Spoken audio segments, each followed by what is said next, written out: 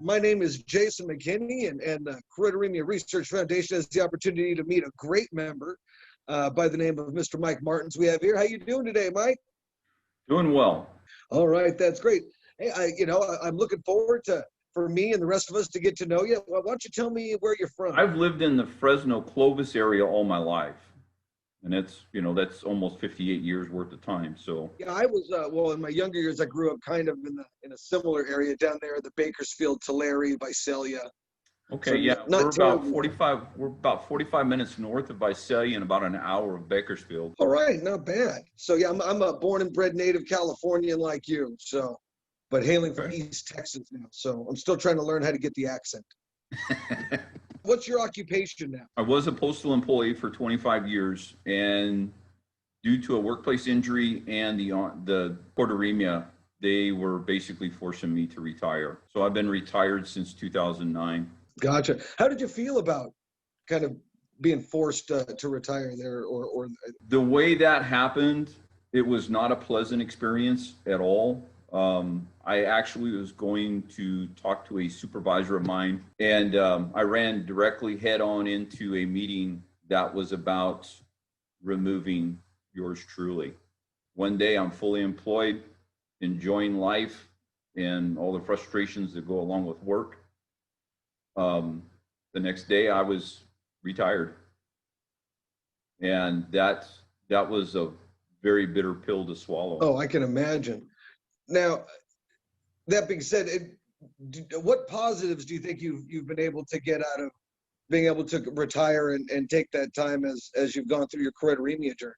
I guess the positive things was I was able to actually stop the hurried life of work and accept what was actually happening to me. Because in 2009 is when the vision loss got on a skateboard and started taking off.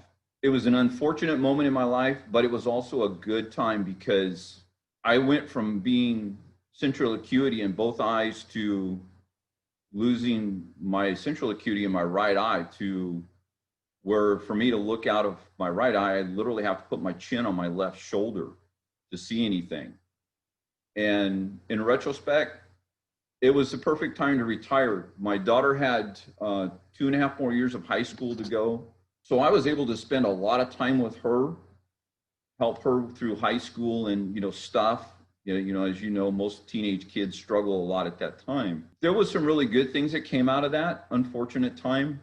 And it really gave me the opportunity to start, okay, now that you've kind of sort of started accepting what's happening to you in the visual realm, I started learning how to use a cane after probably about a year after being retired.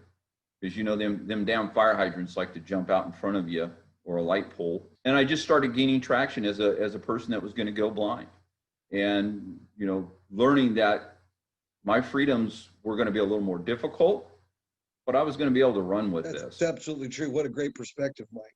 Now, I would imagine that also maybe gave you a little bit more time to focus on some of the things you get to enjoy in life. Like your hobbies and interests. Tell me about kind of what your hobbies and interests are. I had a pretty wide range.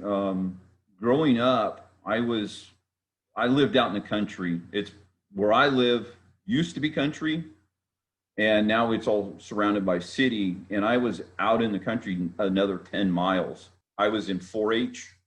I was in Boy Scouts till I was 18. I had made it to Life Scout. One of the few regrets that I have in life was I had my Eagle Scout all done, except for going before the committee. And I had a lot of things happening in my life that were not positive.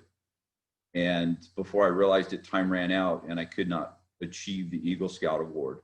That's probably one of the biggest regrets in my life, but I didn't let it hamstring me or hold me down. I started shooting archery at about the age of 8. And I did that for years. I gave it up for a while, then I picked it up and took it into hunting.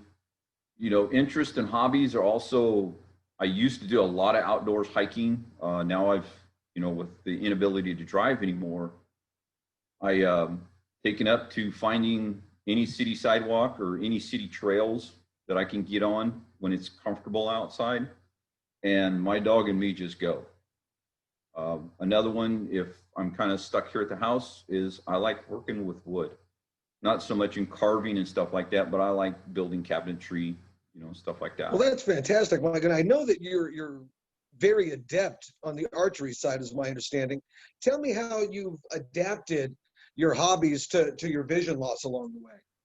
I hung up my bow about 20 years ago because I was on a javelina trip in Arizona, and they're basically look like a little pig, but they're basically a rat. And I was really struggling on that hunt. And when I got home, I was so frustrated with it. I didn't know what to do.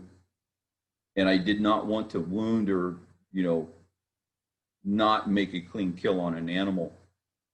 And so I hung up my stuff and just never touched it for about 20 years. And then when I had a mobility instructor working with me, she had told me about another mobility instructor that will teach me how to use city buses and stuff like that.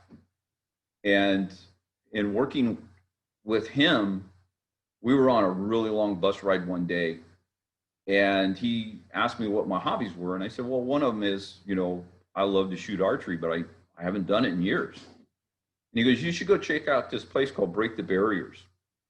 It was originally set up for people with physical and mental disabilities, but now it's become a real mainstay for veterans with disabilities. And he told me that they were looking for visually impaired and blind individuals to shoot archery. So I was like, okay. And I put it off for another year, didn't really want to go shoot a fiberglass bow from Kmart. And finally, my wife got mad at me one day and says, let's just go check it out. And we went over and looked at it, and they were actually shooting competitive compound bows, recurves, and things like that. And I kind of grabbed a hold of it. They shut me up, and they gave me everything that I needed except for my release. And the way that archery system is done, the idea actually came from the UK. It's a camera tripod, and on top of it is some kind of little sighting system that you would place your, whichever way you shoot, left-handed or right-handed. I switched back to left-handed, and there's a pin on the top of the camera tripod that you put on in between your knuckles on the outside of your hand. Then it's just getting on the target. It just becomes a thing where you start building it and building it. Some days are great. Some days I couldn't hit the broadside of a barn door. Well, that's fantastic that you've been able to pick that up and find ways to adapt and still enjoy something that you enjoyed so much years earlier. That's really cool. It's very therapeutic also, because you're so focused on doing what you do that all the other crap that's going on in your head is gone. Yeah, I think it's really important, especially as we lose more and more sight, to make a greater effort to find things that are outside of ourselves to help really maintain the right mental health. Especially with the situations that our lives are in right now with this COVID-19. About a year and a half ago, 2 years ago, I decided to pick up weightlifting again. That is one of the things you don't need vision to do. I have my own stuff here at the house, and I've got it all placed where I know where it's at, so I don't trip and fall over crap all the time. And man, I get a good workout 3 or 4 days a week for about an hour. And God, you want to talk about clearing the cobwebs and bringing yourself back down to earth. It's just that physical effort that goes into it is really good. Finding those challenges for ourselves, I think, is important as well. And I think you made some great examples of that. How else would you say that choroideremia has affected your daily life? When you think you have a handle on what little bit of vision you have left, somehow God tends to show up and say, hey, not quite yet, buddy. You'll be moving through your house, and all of a sudden I can get lost in my house. Or, there's a door there, but you'll run into a doorway. And I think it was coming down to the fact that, slow down. You just need to slow down and refocus. And there are days where nothing really bothers me. I don't run into stuff, and then there's days where, it's just like, my God, what am I doing? How am I going to handle this? And you sit down, you throw a fit for a minute, and then okay, let's get back at it. One of the greatest things Choroideremia has taught me over the years, and you echoed it in one of your email replies to me earlier, is you have to teach yourself patience. And a lot of it's just patience with yourself and the situation. And I think that's one of the things that losing my vision has taught me, how to set and observe, and I'm pretty good at that. And then there's days where, I'm struggling with something, and my wife will just step in, or one of my kids will step in when they're here and say, hey, Dad, let me do that for you. Or, honey, I'll do that for you. And I was like, no, I got to figure this out. Let me figure it out. If I lose control for a little bit, just let it happen, because storing it up, it's not healthy. I think that's a beautiful way to frame that perspective. Now, you've attended a number of the CRF patient conferences, right?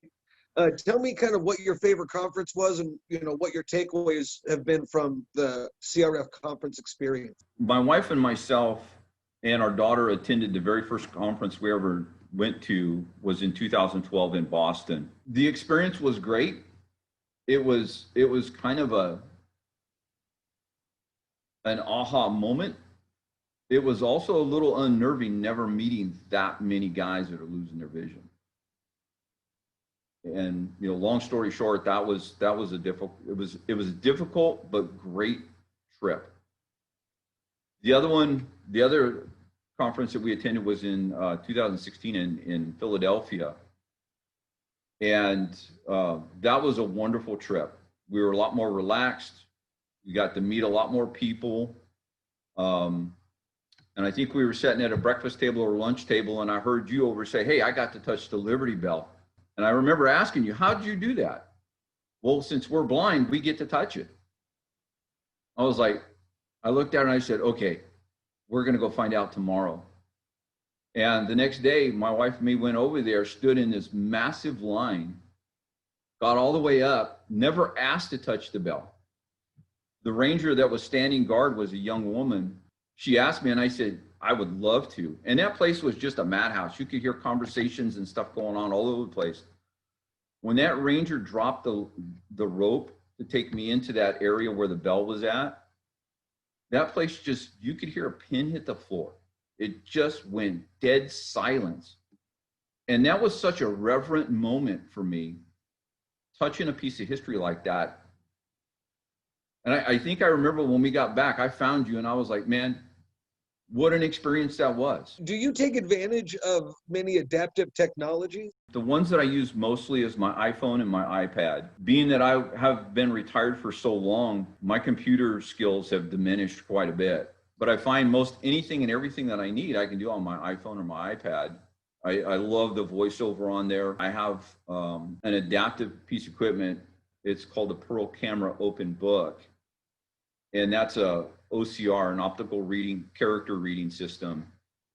And you just put a piece of paper or a book under this little tiny, it almost looks like a little tiny desk lamp. It's a camera. You hit the space bar on your laptop, wait a couple seconds, and next thing you know, it's reading that paper to you. What I do use quite a bit of are bump dots. We just recently bought a new oven and it's all digital. So I have to bump dot the hell out of that thing because I can't see it. I use KNFB Reader occasionally, which is kind of a cool tool, but it's a little difficult because you got to line things up. And if your vision is really bad, it can be a difficult one to use. I use a GPS on my phone called Blind Square. It was designed by blind people for blind people. And the updates that they have done to this thing now are just amazing. I have a friend of ours, and she had told me she wanted to try a new coffee shop, and she wanted to know if I wanted to be picked up. And I said, you know what? It's only a couple miles. I'll find it. It was exactly 2.5 miles away from my house. And that app on my phone took me within 10 feet of the front door. And I was just amazed that it had worked out well. And then from there, it was just telling my guide dog, Adley, hey, find the door. There's another one. It's called Move It. It's for city buses, and it's not just for my area. It's all over the country. And if your city or county is using it, I would highly recommend using that app. It's great for buses. Oh, what a great reference. Now, you were mentioning your guide dog. Why don't you tell us more about your guide dog and what your experiences have been with that? The mobility instructor that I was using, she was also a master instructor at Guide Dogs for the Blind. She was now not working for them. She was off on her own being a mobility instructor and earning her master's in dog behavioral teaching, working and teaching with dogs. And I was asking her if she could help me find a pet, since she was being educated in dog behavioralism. And she goes, no, Mike, she goes, I don't want to do that. I want you to, if you really want a pet, I would prefer that you just sign up for a guide dog. And I was like, okay. And, I took that piece of information, shoved it way in the back corner recesses of my brain and says, you know what, that's not really what I was looking for. I'm just learning how to use cane. I want to do that.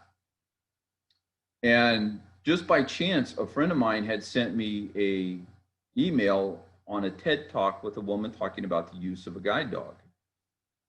So I started listening to that, and that just flipped the switch. And I was like, okay, I got to look further into this. So I started researching guide dogs for the blind, and they have 2 campuses. Their main headquarters is in San Rafael, California, and their other one is in a small town called Boring, Oregon.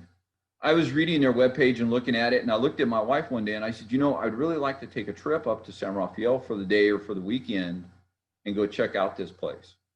So we went up there, and Jason, I'm telling you, within just a few minutes of being on that campus, I was hooked. I started filling out the application latter part of 2014, and that's a process, man. Be prepared to fill out a lot of paperwork and visit a few doctors. I swore I wrote a novel in all the questionnaires that I had to fill out. But with that, you have to understand, they're giving you a $60,000 to $70,000 dog if you're accepted.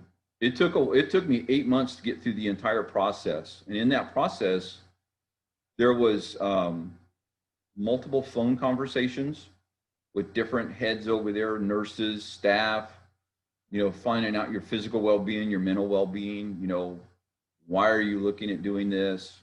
I think it's just another option that guys need to look at. If you could tell me, what advice would you give, either other CHMers or spouses or moms? Patience and space. The patience is, we are going to go through some very difficult stuff. And it's not like losing a hand or an arm or a leg where they can just put an appendage on you and expect you to go about your way, or put a wheelchair under your butt and you can just keep moving on through life. Vision loss is a whole new ballgame, because now you have to learn a whole new language of blindness. And so patience from family, friends, and yourself, that grace of giving yourself a moment to get upset and get it out of your system, and then grab your bootstraps and move on. I started learning all of this stuff in my late 40s. So it was a little more difficult. Some of us were brought up in an age where there wasn't a lot of technology until we were diving into it in our later years. So there's a large learning curve. And if you are a parent of a young child that is already showing the signs of vision loss, I would get them into a specialty school, someplace that's going to teach them how to acclimate and accept this at an early age, where it just becomes like a second language to them. And if you can get a child into this stuff early, it's like teaching a child a language. They pick it up like it's nothing, instead of us old dudes. We've already got our mindsets, and we have a lot more trouble asking for help. And that would be another one that I would suggest, is don't be afraid to ask for help. There's a lot of us out there that on Facebook that are more than willing to answer questions because you're not going to always get the same answer from all of us. All of us approach this from a different advantage point. You know, and all of us, even though we're all going through the vision loss, we're all going at it through different ways. I don't think there's one of us that are the same. And then for spouses or girlfriends, you know, when you see a meltdown coming, let it happen. Just let it happen. Just get back out of the way. Don't get mad. Just let it happen, because it's going to at some point in time, and it needs to happen. That frustration needs to come out, you know, obviously in a controlled manner, but, and then help. How can I help you? Not how can I do it for you? How can I help you get through this? And I think those are some of my advices that I would give people. My biggest qualm with a lot of the guys in the group is they're so afraid to grab a cane. They would rather latch onto a wife or a girlfriend's elbow and just move through life like that. And one of the things, being that I was such an outdoorsy guy, man, I'll tell you what, Jason, my wife and me had a lot of drop down, nog out fights over my wanting to be outside, you know, consistently. I was always wanting, you know, how do I go outside and be safe?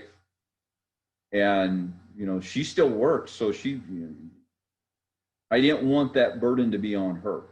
And so I start teaching yourself. I'm of the same mind as you, is that, you know, if you're always grabbing an elbow, as willing as they may be, and as much as we may be loved by them, it's a lot of extra burden to add beyond, you know, especially when we do have the capability of doing so much on our own, but we have to rediscover how to manage our independence in a new way. And as scary as that might be, that independence is still there for us. I think I turned 18 years old, and I was so tired of being afraid of the dark, because at that time I had no night vision at all, none. I had made my mind up. I said, okay, I'm going to go camping for 3 days, 2 nights.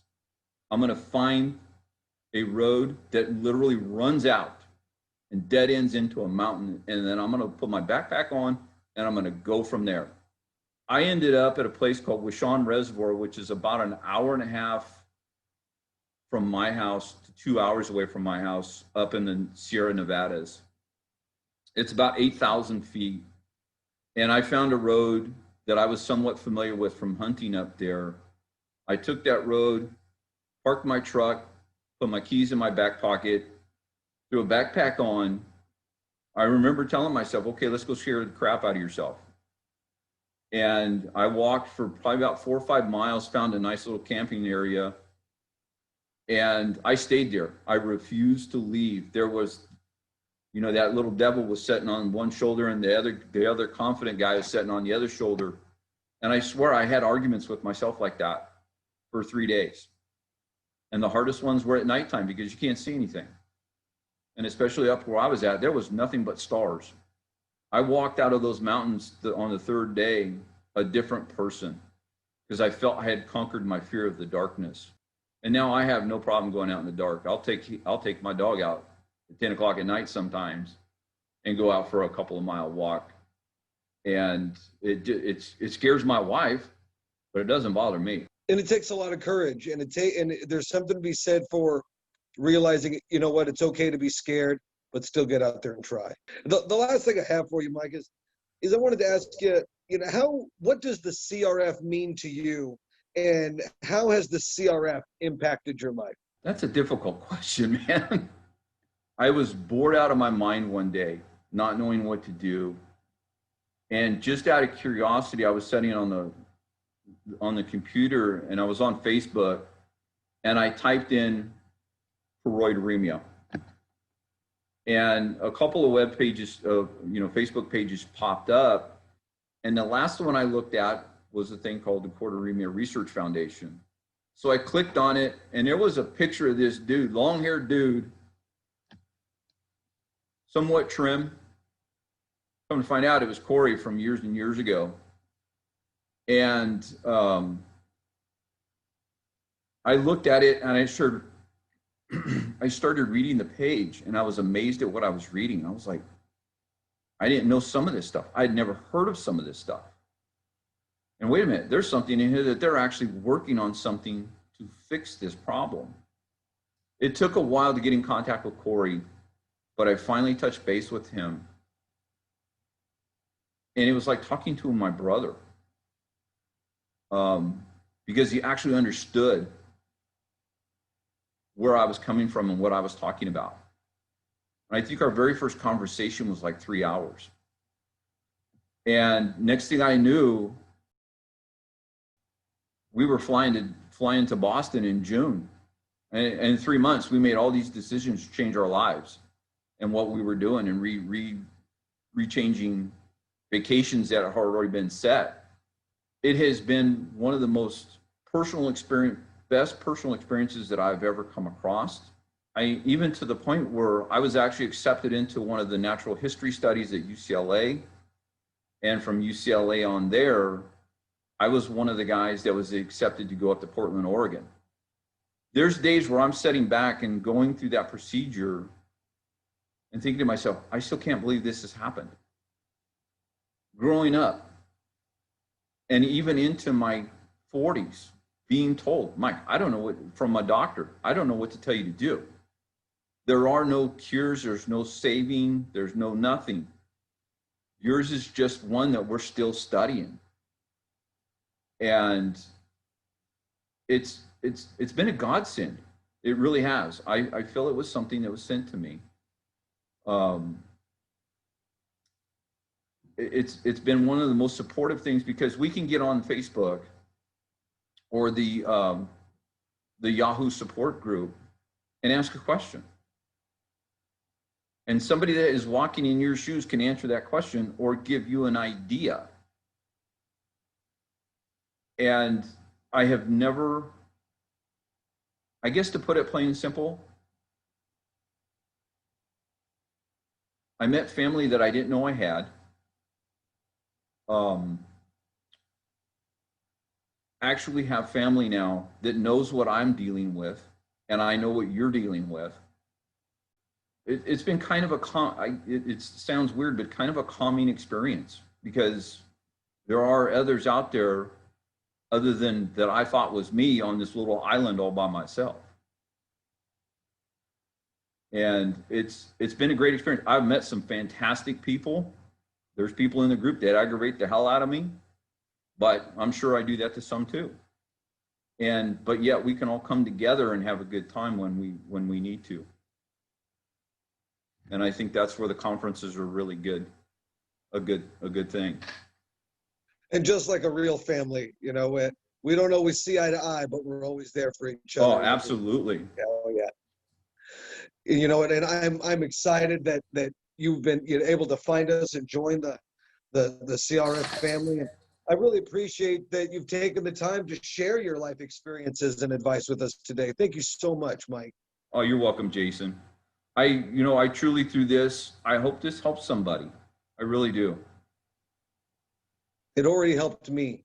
Even with as many choroideremia, patients that I've talked to, you really find these little bits and these little pieces that you can identify along the way that says, you know what, that really mirrors, some of my experience, or, something like that. And I really appreciate the opportunities that we've had along the way, and especially today to connect and learn from you. And thank you so much for taking the time. Thank you for doing this for me. This is a really great experience.